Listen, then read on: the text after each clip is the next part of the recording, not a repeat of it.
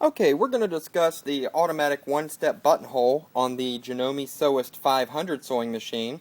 And the first thing is this machine utilizes this automatic buttonhole foot. It's labeled R for identification. And back here in the back portion of the foot is where you would put a button. And when you put the button in here, the machine's automatically going to size the buttonhole to whatever size button is located in the rear of this foot. So, we're going to go ahead and attach this foot. And what I like to do after I attach the foot is I like to just take and sew one single stitch by hand.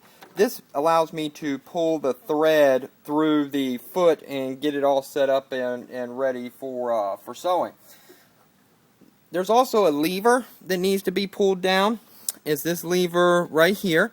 Make sure it's pulled all the way down and snug. It should fit right behind this part here on the side of the R foot. This lever tells the machine when to go back and forth when sizing the buttonhole. We're going to put the machine here on the buttonhole. You'll notice on the stitch length there's a buttonhole here. You can adjust the stitch length here according to whatever type of density of buttonhole you're wanting to do. I'm going to kind of have it in the middle. The stitch width can go between 4 and 5, and I'm going to have it all the way at the widest at 5. I'm going to go ahead and do my buttonhole on this material first, and the machine's going to go backwards first and do the left-hand side of the buttonhole. And here it is going backwards, doing the left-hand side of the buttonhole. Now it's doing the top, now it's coming back down and doing the right-hand side of the buttonhole. And as we can see, it's automatically sized it to what I put in the back of the foot, the sizing that I used. And now, if I want to do numerous of the same exact buttonholes, then all I have to do is just reposition my fabric to wherever I need the buttonhole. You want to take this pattern selector, put it on reset, put it back on the buttonhole. That resets everything. And then we're ready to go again. It's going to do the bottom, going to do the left-hand side, it's going to do the top, come back down, do the right-hand side, and we are complete. And it just makes it really easy so you don't have to do a bunch of adjustments every time you want to go and do a buttonhole. It makes it really nice and consistent.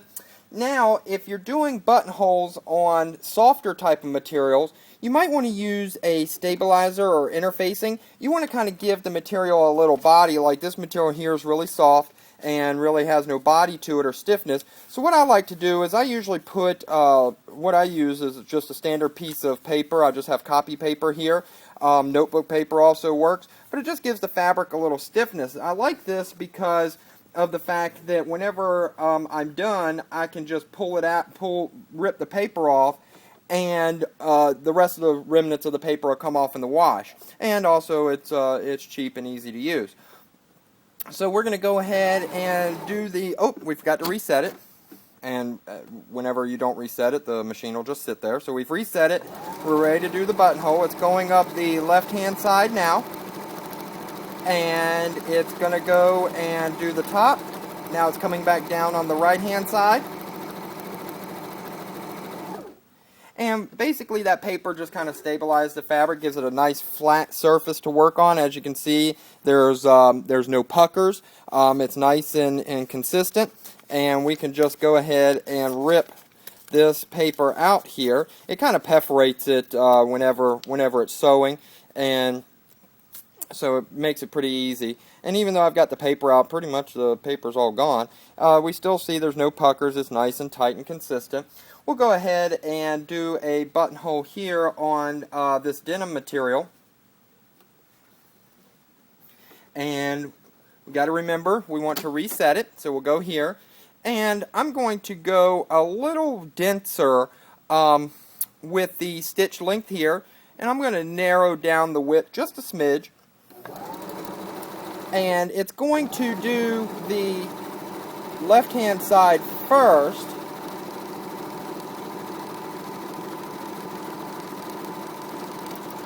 And then it's going to go over and do the right-hand side. This is a very dense buttonhole. I've got the length set really close together. And it's done there.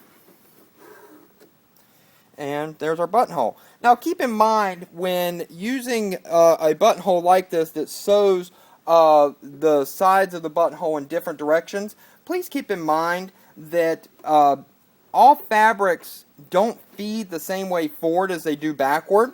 So, we need to reset it. So, sometimes you might notice a small variation on the left-hand side as you see on the right-hand side.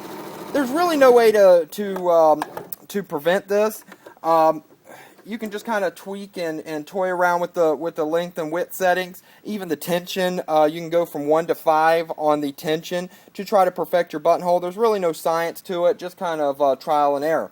And that's how we do the one-step automatic buttonhole on the Janome Sewist 500 sewing machine.